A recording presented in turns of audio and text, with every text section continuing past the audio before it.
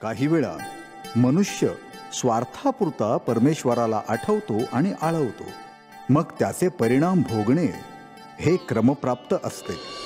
वाट फुटेल तिकडे जा, पण इथे आता क्षणभर थांबू नकोस, निघून जा. स्वामी स्वामी स्वामी क्षमा करा स्वामी, आता या छडांपासून दूर लोटू नका स्वामी, दूर लोटू नका. एवढी भिक्षा घाला स्वामी. स्वामी निघून जा, नाही तर आता कमरेत लाथ हाणीन तुझ्या. कळतंय ना तुला?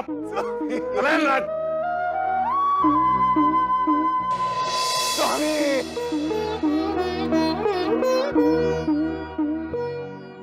स्वामी स्वामी क्षमा करा.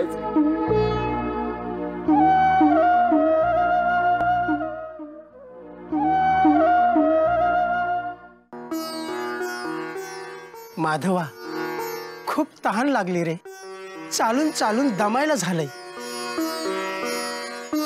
मला वाटतं इथं आपल्याला नक्कीच पाणी मिळेल. हो.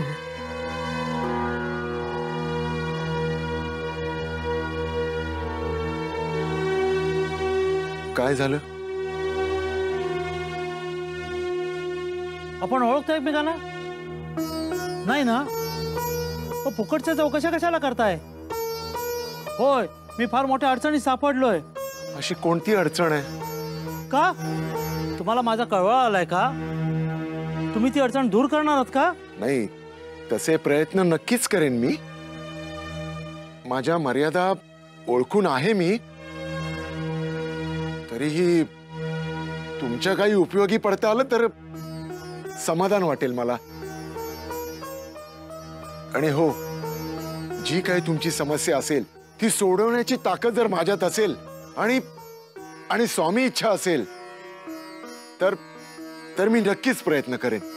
नुसते गोड गोड शब्दांचे बुलावे नकोत मला. मी सांगेन ते करेन असं वचन द्या मला. ठीक आहे, दिलं वचन. सांगा, काय झालं? आज किती आनंदाचा दिवस होता माझा. एकाच मंडपात माझ्या दोन्ही मुलींचं लग्न करून देणार होतो मी, पण ऐनवेळी मोठ्या मुलीचा नवरा परागंदा झाला, त्यामुळे दुसरीचंही लग्न अडून राहिलं. आता सांगा काय करायचं मी? म्हणून डोक्याला हात लावून बसलो होतो मी. तशात तुम्ही आलात, माझी चौकशी केलीत, तुमच्या उपयोगी पडण्याचा शब्द दिलात. आता सांगा, तुमचा शब्द पाळाल? कराल माझ्या मोठ्या मुलीशी लग्न?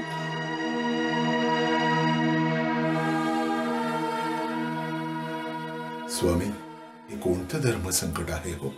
मला मार्गदर्शन करा स्वामी, मला मार्गदर्शन करा. हे संकट नाही, हे तुझं प्राक्तन आहे. आता विचार करू नकोस, करून टाक लग्न. अरे त्याकरताच मी तुला इथे पाठवलंय.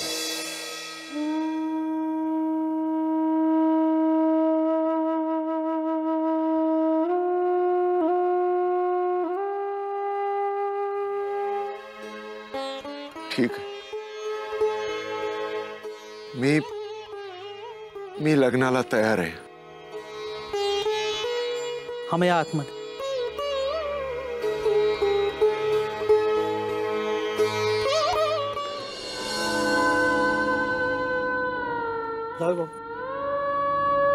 माधवाचार्य, माझ्या मुलीला पदरात घेऊन आज माझ्या जन्मात ऋण फेडलात तुम्ही. हे घ्या. हे काय? 5,000 रुपये आहेत. 5,000? पण वरदक्षिणा आहे, तुमचा हक्क आहे हो यावर. नाही म्हणू नका. माझ्याकडून जावयाला प्रेमाची भेट आहे ही. तिचा अपमान करू नका. घ्या.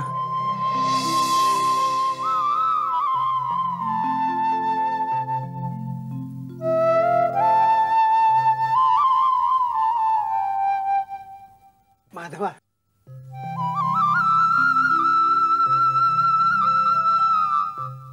ही सगळी स्वामींची लीला. स्वामींनीच घडवलं सारं. त्यांच्याशिवाय अन्य कोण करणार? माधवा, तुझं दुःख निवारण झालं आणि एका अडलेल्या बापाला मदत केलीस, त्याचं पुण्यही तुझ्या गाठीशी लागलं. येतो.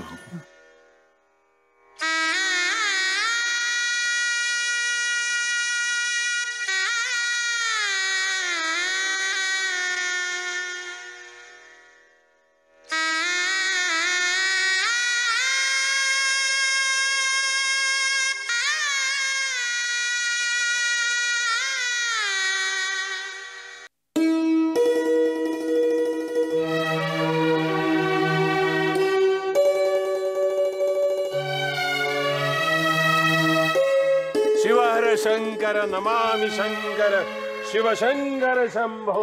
हे गिरिजापती भवानी शंकर शिवशंकर शंभो.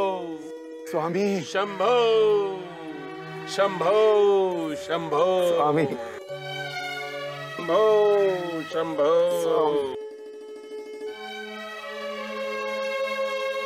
स्वामी, हे सगळं तुम्हीच घडून आणलं ना स्वामी?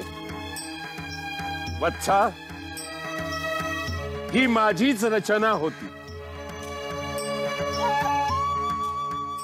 मी तुला इतक्या वेळा झिडकारलं तरी सुद्धा तुझी माझ्यावरची श्रद्धा अढळ होती, विश्वास अढळ होता. त्याच विश्वासाने तू मला साथ घातलीस. मी सांगितलं ते डोळे झाकून मान्य केलं. तुला दुःखातून बाहेर काढणं भाग होतं. तू तुझ्या पत्नीशी एकनिष्ठ होतात, हे चांगलंच होतं. पण माणसं दगा देतात, मृत्यूनंतर आपल्यापासून दुरावतात.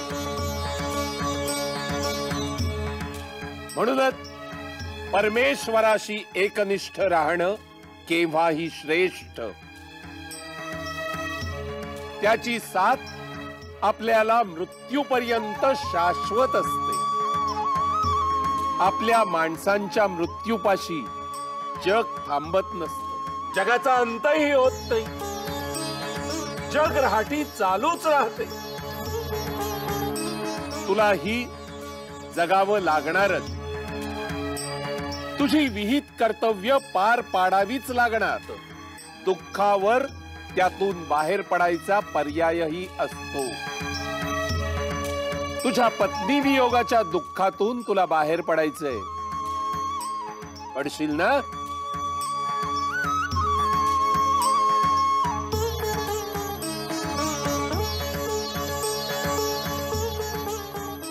होय स्वामी, होय. अरे, जिथे दुःख असतं तिथे त्याच्यावर पर्यायही असतो. याचा अर्थ तुला आता दुःखांचा सामना करावा लागणारच नाही असा नाही. पण या अनुभवातून दुःखांचा सामना कसा करावा हा धडा शिकला असशीलच. त्यांना सामोरं जायचं बळ तुमच्यामध्ये आहे. तुझ्या नशिबात द्विभार्या योग होता. हे लग्न अटळ होतं. सुखानी संसार करा.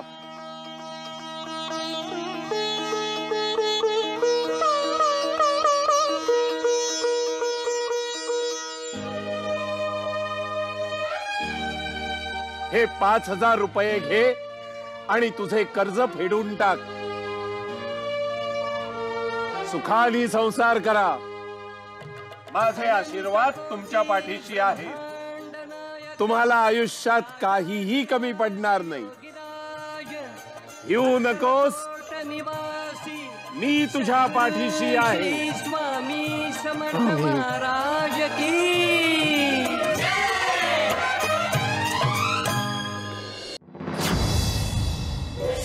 आई ग, आई आई, सासूबाई. बराच वेळ झाला नाही. बायडी कळा देऊन राहिली. मला काही कळतच नाहीये, काय करायचं काय? बायडीची सुखरूप सुटका होणार ना? पर या गावात कोणी डॉक्टर नाही आणि सुईण पण नाहीये, टोचकच काम नहीं करते। नारायणदास चिंता नको, बद्धू सारू थसे। बा सुत यो। अरे नारायणा, लवकरात लवकर सुईण बघ, तिच्या वेदना मला सहन होत नाहीये। कुठच्याही क्षणी ती बाळंतीण होईल। अगं आता या वक्ताला कुठून आणायची सुईण? तुला माहितीये ना या वक्ताला सुईण नाहीये म्हणून। अरे मग काहीतरी कर बाबा, आणि जे काय करशील ते लवकरात लवकर कर। तिला खूप त्रास होतोय आणि कुठेतरी लवकर सुईण बघ, नाहीतर तिचं बाळंतपण अगदी अवघड होईल। अरे मी माझ्यापासून जमेल ते प्रयत्न करतेच आहेत, पण मी अगदीच हात टेकले। अरे बाळंतपण म्हणजे दुसरा जन्म, त्यात तिची अवस्था अशी नाजूक, तिच्या जवळ कोणीतरी माहितीचं असणं गरजेचं आहे। अरे तू लवकर काय ते बघा। बा सुदैव परमेश्वरा, अडचणी सापडले रे। आई गो, आई आई, तू त्यातनं काहीतरी मार्ग दाखव। अलख निरंजन,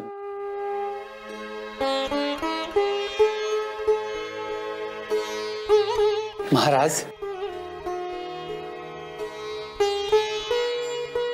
महाराज काय सेवा करू आपली? साधूला दुसरं काय पाहिजे असणार? भिक्षा, भिक्षा वाढा आम्हाला, आम्हाला खूप भूक लागली आहे। तेव्हा आमच्या तुम्ही बसा इथे, मी आलो।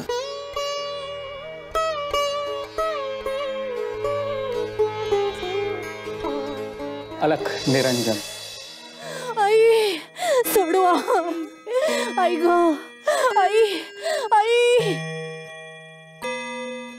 महाराज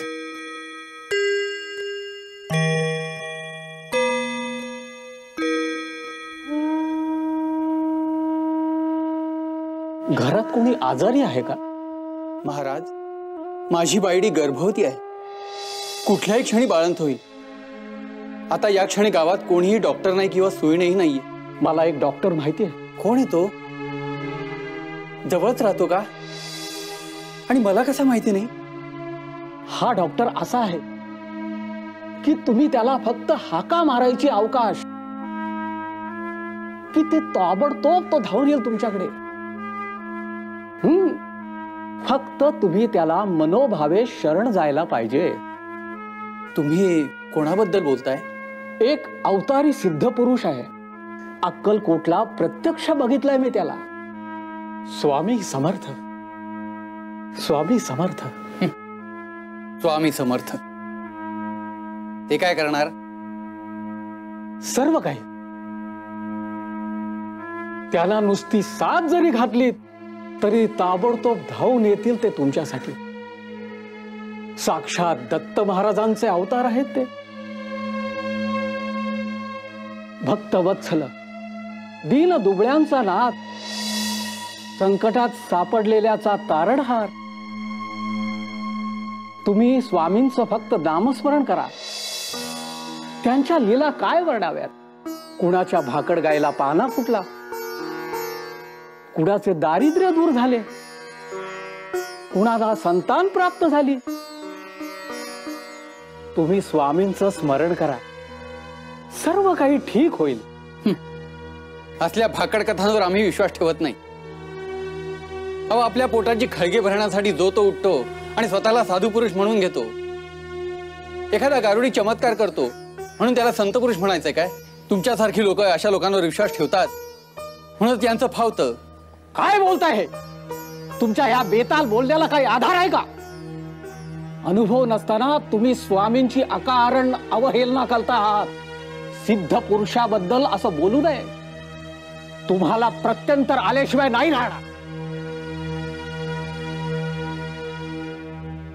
नारायणा, ए नारायणा।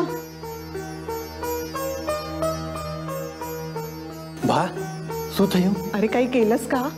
अगं मी काय करणार? तुम्ही म्हणे तो काही सुधारतोच नाही. सुवाद करायची. खूप त्रास. अरे असं बोलून कसं चालेल? सासूबाई खूप त्रास तरी कर रे बाबा लवकर. आई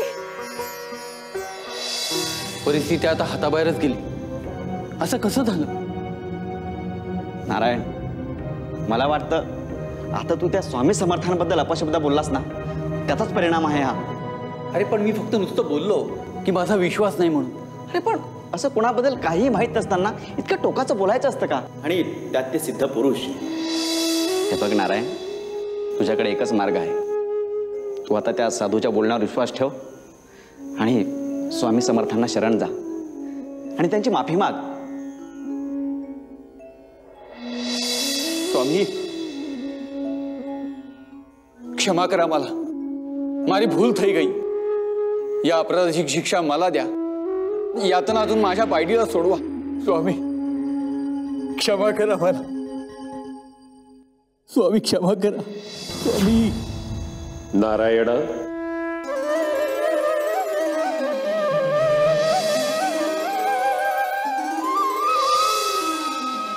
स्वामी. स्वामी काळजी करू नकोस. तुझ्या बायकोची सुखरूप सुटका होईल. फक्त त्यानंतर यथाशक्ती अक्कलकोटास येऊन ब्राह्मण भोजन घाल. तुझं कल्याण होईल.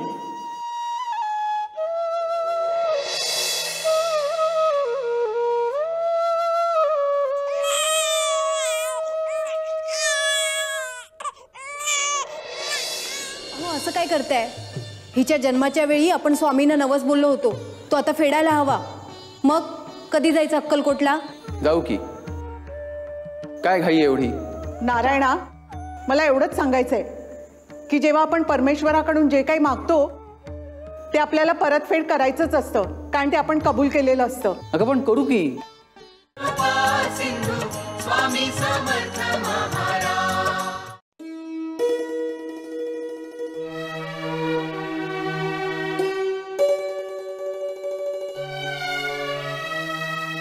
माणसं नावाची जमात स्वार्थी. संकटात परमेश्वराची आठवण येते यांना. तेवढ्यापुरती गोंडा घोळतात. काम झालं की मग तू कोण आणि मी कोण? काय झालं स्वामी? माणसांच्या तऱ्हा पाहतोय.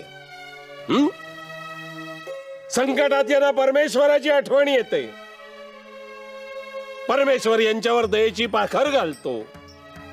यांना संकटात धावून येतो, मदत करतो, संकट दूर करतो. परमेश्वर आपल्या भक्तांप्रतीची बांधिलकी वचन नेमाने न विसरता पाळतो. पण भक्तांचं काय? ते काय करतात? भगवंताला दिलेलं वचन त्यांच्या स्वार्थापायी सोयीस्करपणे विसरून जातात. गरजेपुरता भगवंत आठवतो यांना. स्वामी तुम्ही काय बोलताय? मला काहीच अंदाज येत नाहीये. परमात्म्याचा अंदाज येणं एवढं सोपं वाटलं होय रे? कळेल कळेल तुला लवकरच. थोडी वाट बघावी लागेल.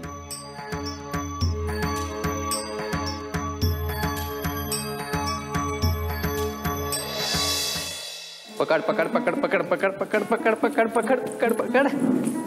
हा पकडतो तुला. पकडली. आता तू डोळे मिठा. आता लपवा लपवी पुरे कर. त्यांच्यापासून लपवा लपवी करून किती चुकवणार आहेस त्यांना? एक दिवस सामना करायलाच लागेल तुला. बा तू कोणाबद्दल बोलतेस? तुला चांगलंच माहितीये मी कोणाबद्दल बोलतेय. उगाच खोटं बोलतोयस तू. हे बघ बा, तुला काय बोलायचं ते स्पष्टपणे बोल ना. अहो असं काय करताय? हिच्या जन्माच्या वेळी आपण स्वामींना नवस बोललो होतो, तो आता फेडायला हवा. मग कधी जायचं अक्कलकोटला? जाऊ की. काय घाई एवढी? 4 वर्ष झाली हेच उत्तर देतोयस तू. अगं मग? नारायणा, मला एवढंच सांगायचंय की जेव्हा आपण परमेश्वराकडून जे काही मागतो ते आपल्याला परतफेड करायचंच असतं, कारण ते आपण कबूल केलेलं असतं. अगं पण करू की. जाऊ अक्कलकोटला. मी काय नाही म्हणतोय का? आणि तू पाहतेस आहेत ना आता किती कामं पडलेत ती. तू आणि तुझी कामं तर जन्माचीच आहेत, ती संपणार आहेत का? त्या बचावल्या ते त्यांचं नशीब चांगलं होतं म्हणून. यात स्वामींच्या आशीर्वादाचा वगैरे काहीही संबंध नाही. आणि नवस फेडायची मला गरज वाटत नाही. तोंडाने बोलतोय, वेळ काढू करणार काहीच नाही. स्वामी कोण काय करत नाहीये? भगवंताला भेटण्यासाठी यांना वेळ काढावा लागतो. प्रपंचासाठी बरोबर वेळ काढता येतो, परमार्थासाठी वेळ काढायचं म्हटला की नाना सबबी सुचतात. प्रपंचातला स्वार्थ साधला की परमार्थाकडे पाठ फिरवायची. मनुष्य धर्म चोन बसलाय हा. स्वामी कोण पाठ फिरवतंय? स्वामी आपल्या इथल्या शिष्यांपैकी तर कोणी असतात असे नाठाळ भक्त. फक्त दुःखात यांना आईची आणि परमेश्वराची आठवण येते. स्वामी म्हणजे त्यांची भक्तीच खोटी म्हणायची? नाही, भक्ती खोटी नाही. भक्तीचा पाया स्वार्थ आहे, असा सगळा गोंधळ आहे. बरं, या मनुष्य प्राण्याचा स्वार्थ कोणत्या थराला जावा? उन्हाळ्यात ज्या झाडाचा सावलीसाठी विसावा घेतला, थंडीत त्याच झाडाची लाकडं शेकोटी म्हणून वापरतो. डोळ्यावरचा हा स्वार्थाचा पडदा वेळीच बाजूला झाला तर ठीक, अन्यथा. मला विषयाची परीक्षा घ्यायची नाहीये. तू मला अक्कलकोटला नेणार आहेस की नाही? मी तुला शेवटचं सांगते, तू जर मला अक्कलकोटला नेलं नाहीस तर मी अन्न पाणी सगळंच सोडून देईन. तुला माझी गरज कुठे आहे? बा, तुला सांगितलं ना, इतकी निर्वाणीची भाषा कशाला करतेस? जाऊया आपण अक्कलकोटला.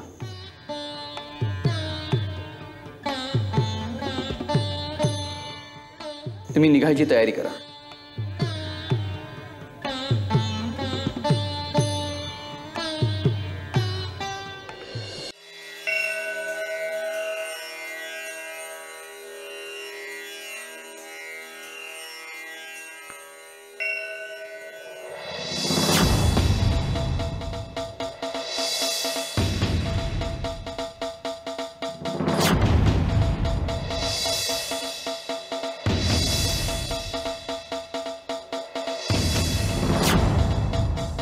बाजाला कराय तुला?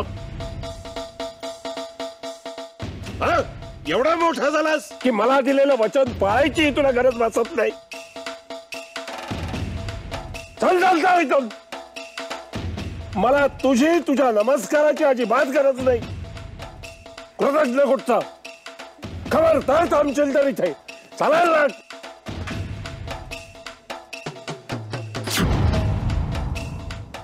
स्वामी, स्वामी ऐकून तर घ्या. बघा, सांगितलं होतं ना स्वामींचं ऐका म्हणून. चला.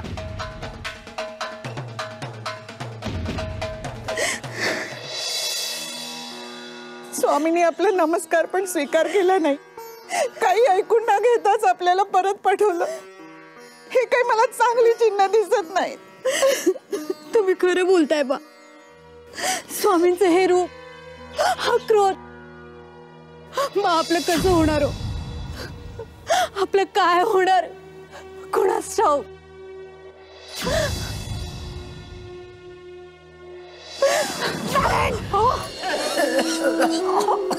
अहो अहो, अजून बरं वाटत नाहीये का तुम्हाला?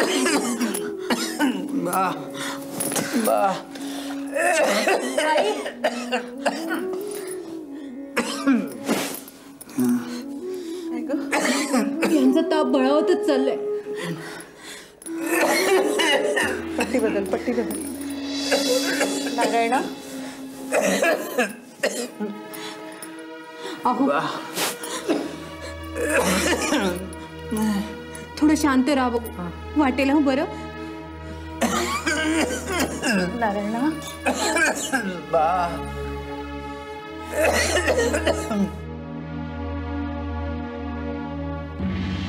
मी आलेच. हो, दुसरं पाणी घेऊन येते.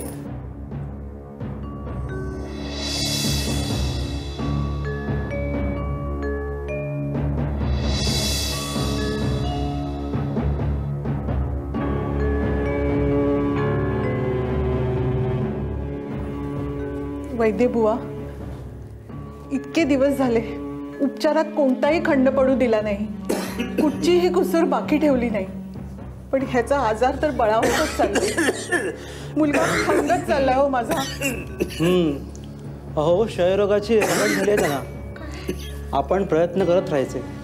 त्याला यश देणं न देणं हे सर्वस्वी त्या परमेश्वराच्या हातात आहे.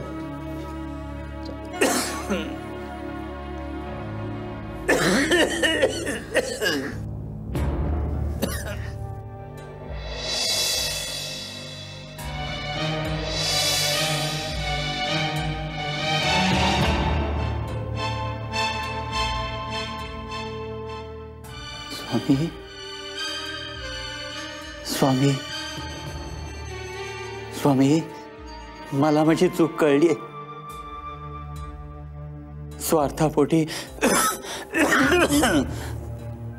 स्वार्थापोटी अंध झालो होतो मी. आयुष्यभर ज्या परमेश्वरांनी पाठराखण केली त्या परमेश्वराला विसरलो मी.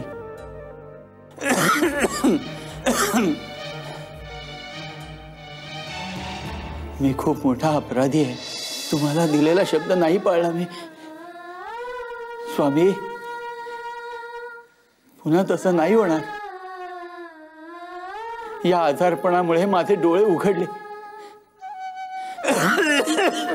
स्वामी, स्वामी, या असाध्य रोगापासून मला बरं करा. मी माझं वचन पाळीन. मी माझा नवस पूर्ण करीन स्वामी. तुम्हाला दिलेलं वचन मी पाळीन स्वामी. स्वामी, स्वामी समर्थ. श्री स्वामी समर्थ. जय जय स्वामी समर्थ. श्री स्वामी समर्थ. स्वामी समर्थ. नारायण. स्वामी, स्वामी समर्थ. जे झालं त्यावरून बोध घे. पुन्हा अशी चूक करू नकोस.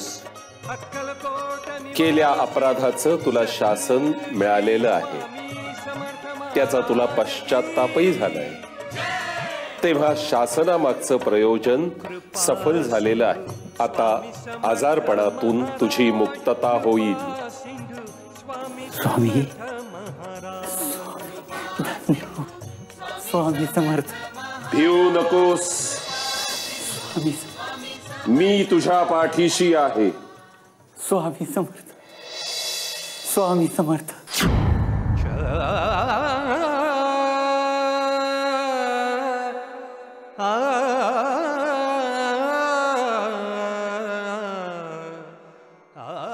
स्वामी समर्थ. स्वामी समर्थ. स्वामी समर्थ.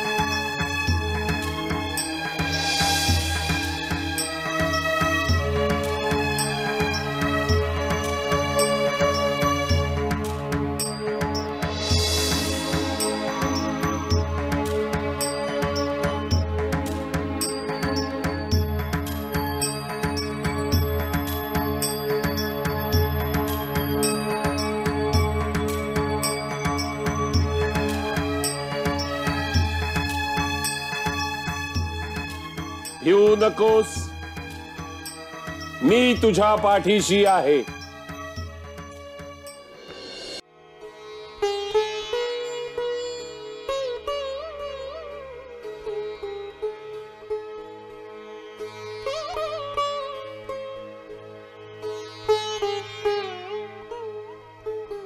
नग नग हे काय करतायसा? आम्ही खालच्या जातीतली माणसं. अरे पण तुम्ही सुद्धा माणूसच आहात ना. घ्या आरती घ्या. आमस्ती हा अधिकार नाही.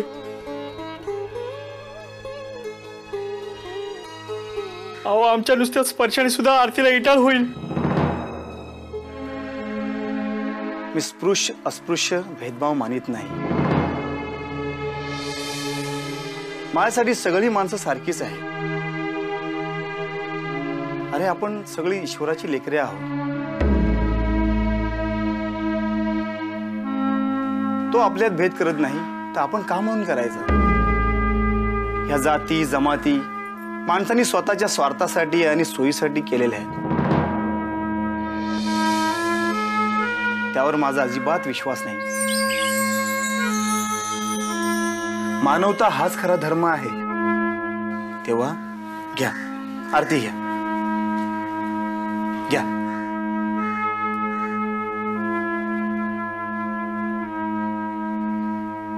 बोला कोण तुम्ही? अहो 1000 रुपयाचं सावकाराचं कर्ज ह्याच्या डोसक्यावर, आणि आता या कर्जापायी याची जमीन सावकाराच्या घशात यायची पाळी आली. आणि मला माझ्या मुलाला शिकवायचे, शिकून मोठा माणूस झालेला पाहायचं. मुलगाही हुशार आहे. मला खात्री आहे तो दिला शिक्षणाचं नक्कीच चीज कर. अहो पण पैसे नाही. गाठीशी जे काय होतं नव्हतं ते सगळं बायकोच्या आजारपणात खर्च झालं.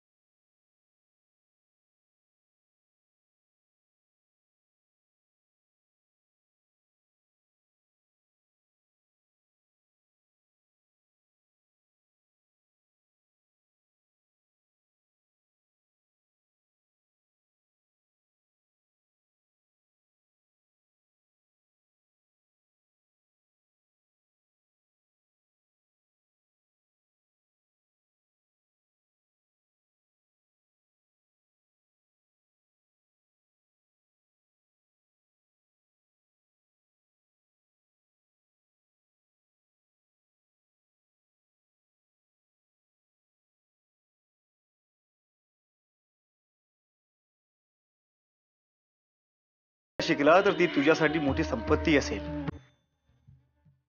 हे घे जा. आणि आणखीन काही मदत लागली तर मला सांगा. या.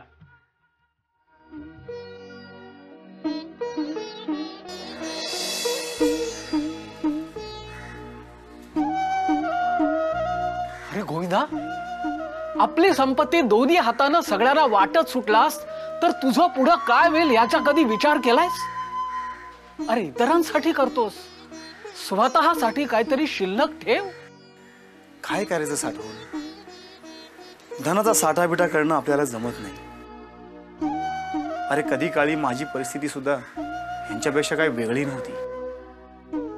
फारच दारिद्र्यात आणि हलाखीत दिवस काढले. तेव्हा मनात असून सुद्धा मी कोणासाठी काहीही करू शकलो नाही. पण आज माझी परिस्थिती बदलली, सुधारली. तेव्हा गरिबांना गरजूंना थोडीफार मदत केली तर काय बिघडतंय? बदल्यात संतोषही मिळतो. अहो नॅरी तयार आहे, येत आहे ना?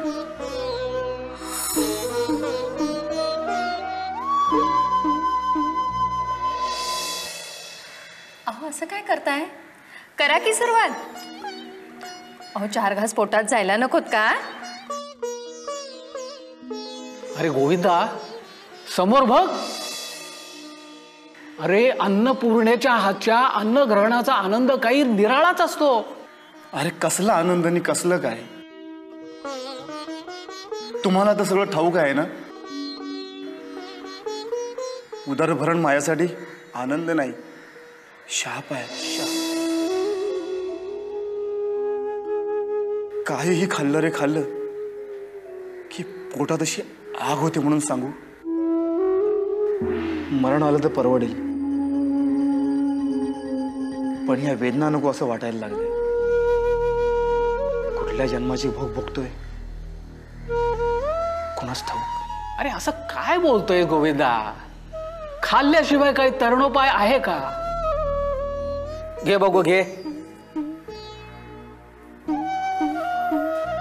करा ना सुरुवात.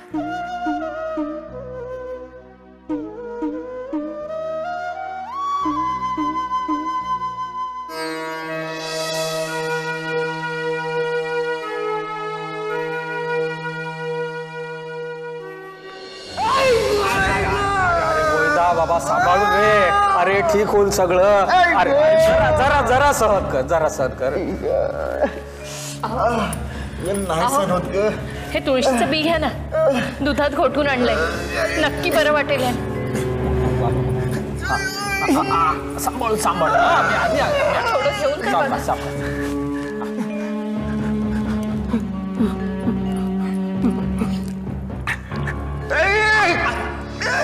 अरे सांभाळ रे बाबा.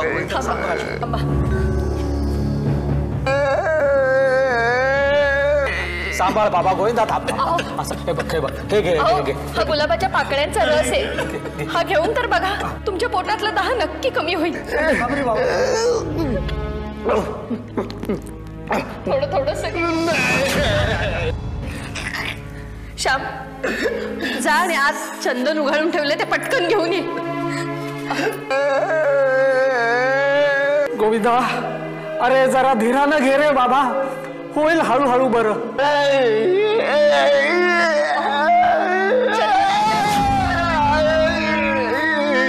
काय करताय? थोडंसं धीराने घ्या. ओ वहिनी, जरा 1 मिनिट येता. आले आम्ही.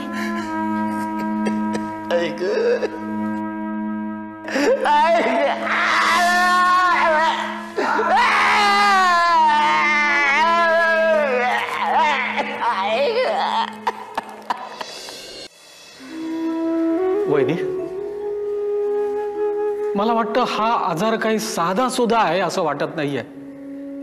हो भाऊजी, यांच्या वेदना तर पाहवत नाही. काय करावं काही सुचत नाही. भाऊजी तुम्हीच सांगा, काय करायचं? प्रत्यक्ष परब्रह्माचं दर्शन घ्यायचं, त्याशिवाय ही पीडा काही दूर व्हायची नाही. परब्रह्माचं दर्शन ते कसं शक्य आहे? आपल्याला परब्रह्माचं दर्शन कसं होणार? तुमचं म्हणणं चुकीचं नाहीये, पण अपुऱ्या माहितीवर आधारलेलं आहे. या कलियुगातही मी सांगतोय तसा महात्मा अवतरलेला आहे. अक्कलकोटला स्वामी समर्थ या नावानं मनुष्य रूपात प्रत्यक्ष वास्तव्य करून आहे. तुम्ही त्यांना शरण जा, तेच यांची पीडा दूर करतील. श्री स्वामी समर्थ, श्री स्वामी समर्थ, श्री स्वामी समर्थ, श्री स्वामी समर्थ. बोल, काय हवंय तुला? अन्न. होय स्वामी, पोटात अन्नाचं कण घेणं म्हणजे माझ्यासाठी घोर संकट आहे. पोटात अन्नाचं कण गेलं म्हणजे भयंकर वेदनेला आमंत्रण देण्यासारखं आहे. असं भयंकर पोटशूळ उठतो, जिवंतपणे मी मरण यातना भोगतोय. काहीतरी उपाय सांगा स्वामी. मग उपाशी राहा. कशाला हवाय जेवणाचा सोस? स्वामी, काही उपाय सांगितलात तर? उपाय उपाय सांगेन, पण काही उपयोग होईल असं दिसत नाही. म्हणजे मी जे सांगेन ते हा करेल असं वाटत नाही. स्वामी, तुम्ही जे काय सांगाल ते मी करायला तयार आहे. अगदी कितीही कडू औषध दिलं तरी मी घेईन स्वामी, पण ह्या वेदनेतून मला वाचवा. नीट विचार करून होकार दे. उपाय फार कठीण आहे. सांगितला की मग म्हणशील मला स्वामींनी आधी नाही सांगितलं, म्हणून जमणार असेल तरच सांगतोय. सांगा स्वामी, तुम्ही जे काय सांगाल ते मी करायला तयार आहे. आजपासून सलग 7 दिवस मी सांगतो तेच खायचं आणि तेच प्यायचंस आहे का? बोल. हो स्वामी.